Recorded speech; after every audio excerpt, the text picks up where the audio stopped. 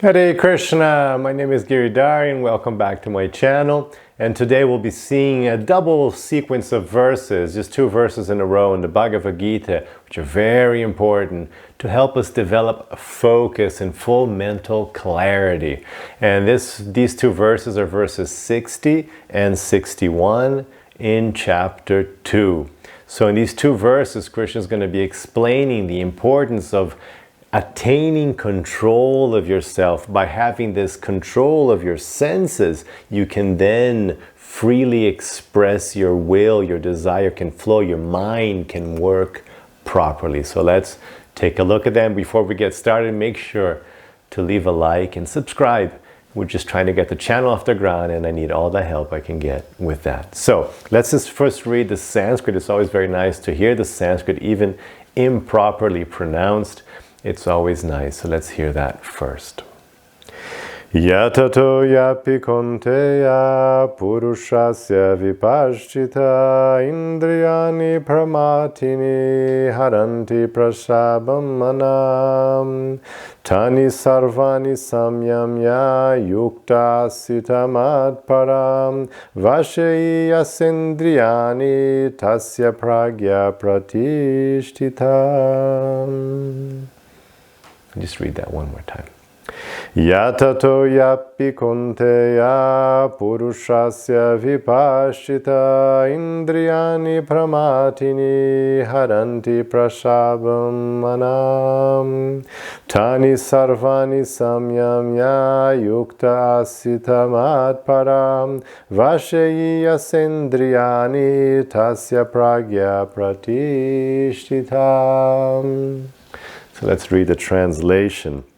Krishna says, the senses are so strong and impetuous, O Arjuna, that they forcibly carry away the mind even of a person of discrimination who is endeavoring to control them.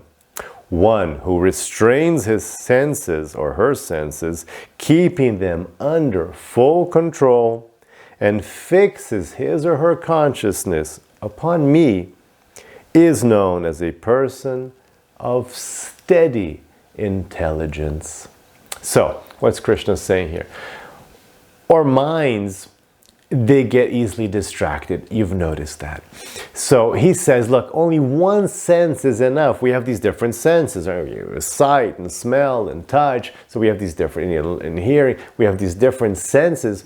He says, look, just one sense is enough to carry away your mind. You're trying to focus on something, and one sense is enough to carry your mind away, even if you're a person of discrimination trying to keep control of yourself. So you've noticed this, right? You're trying to work, you're trying to be a person of discrimination, you're trying to have focus, and it just takes one sound of a notification from your cell phone and whoop, your mind is gone, right? It just takes maybe a smell of somebody brewing something you like coffee, and whoop, or a cookie, oh, your mind is gone. So it just takes one sense to drag away your mind from what you were trying to focus on.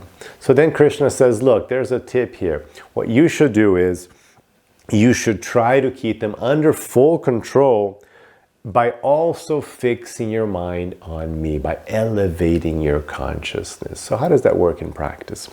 Well, the way it works is this.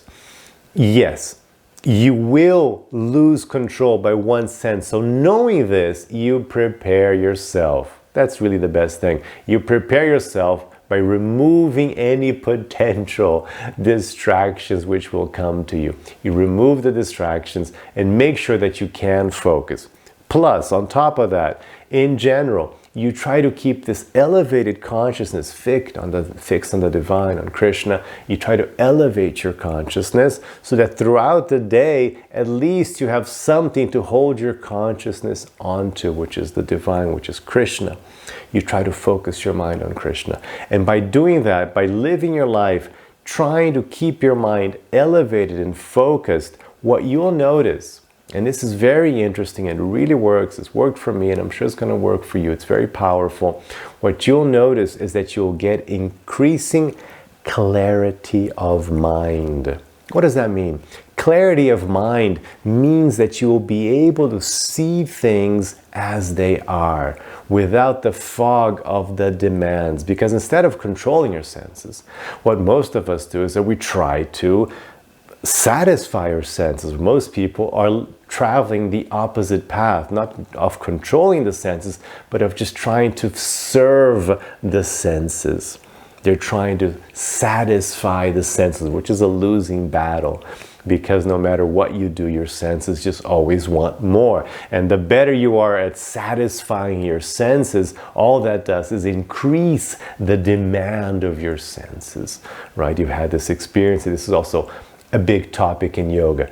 If you try, they say, like, they use the fire and ghee. You know, ghee is clarified butter. If you put ghee in the fire doesn't get satisfied. It grows and demands more ghee. And we're like that. The more we try to satisfy our senses, the more we want something, right? So if you change that mindset and start thinking, no, what I want is to be able to be fixed in higher consciousness. In practical terms, that means being fixed in my Dharma. If you want to understand that point, watch my last video. It's going to come up in the end of this video as well. Watch my last video on Dharma. So we want to keep that Dharmic consciousness plus, as Krishna recommends here and throughout the Bhagavad-gita, of course, spiritual consciousness by maintaining that loving connection to God. So we want to maintain Dharmic consciousness, divine consciousness, and seriously try to control our senses. And as you do that throughout the day, sure, your mind's still going to get a little distracted, pulled this way and pulled that way. But because you're on point, as soon as it does get this, you're like, oh, yeah, I knew this was going to happen, so let me bring my mind back. As soon as I get distracted, I'll bring it back and make sure that in the future I can avoid that distraction. Again, if you can switch off the phone, if you can make sure nobody called, something to avoid that thing you just got distracted with. So you bring your mind back, and as you keep doing that, your mind is less agitated. I mean, that's a great word, agitation. Our minds get agitated when our senses are in play. When you're just trying to satisfy your senses, your mind's agitated. Just look at yourself. Just, next time you're, doing like stuff that's, like exciting your senses, you're playing a video game, you're at a party, you're talking, notice your mind is like buzzing. People think it's nice, they like that feeling, but it's actually fogging your mind. Of course, you can't expect people to think clearly in a party, or doing something, like they're all excited. They're like in a casino and lights are flashing, and they're in a shopping center and there's so many distractions and so many things they want to buy. And, people don't have, of course, clear minds in those situations.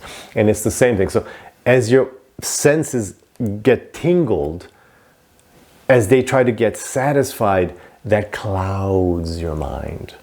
And then you don't see things clear, to the point where you actually lose your consciousness just to satisfy your senses. And people do crazy things, they do evil things, they do mean things, they do immoral things just to satisfy their senses, because their minds are totally clouded over with that agitation of trying to satisfy, of having their minds pulled this way and that by the different senses.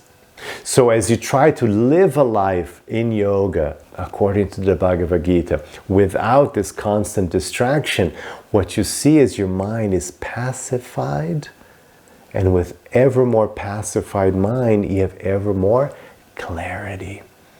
And you can really see things as they are. You can understand life. You can see who you are. You can see what's best for you. You can really, and then once you have this mental clarity, Krishna says, steady intelligence.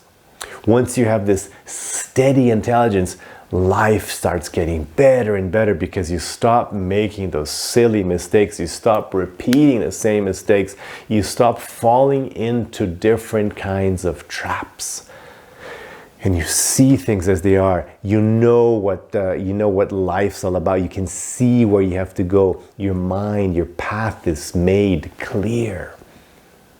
And that gives you satisfaction and peace and prosperity inside. You know, I'm not just talking about financial, but that as well. But it just gives you that solidness of life. Just as, you know, what's it like walking when you can see everything, and what's it like walking when it's all dark and you're stumbling about and you can't see where things are and you hurt yourself. It's exactly that same difference, but in existential terms in life. So it's a very important idea of maintaining control, building that focus with yoga. And yoga means dharma and bhakti, bringing that focus and choosing a life of mental clarity, of mental focus. So anyway, I hope you like this content. Make sure to leave your questions, your comments below. I really want to hear from you. Make sure to leave any comment if you liked it, any question you have, any suggestions. I want to hear from you. Please also share to help me get the channel off the ground.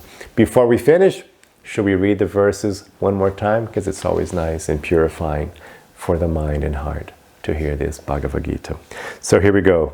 Again, this is Bhagavad-gita, chapter 2, verses 60 and 61. Yatato yapi kaunteya puruṣasya vipaścitaḥ indriyāṇi pramāthīni haranti prasabhaṁ manaḥ tāni sarvāṇi saṁyamya yukta āsīta mat-paraḥ vaśe yasyendriyāṇi tasya prajñā pratiṣṭhitā. Hare Krishna.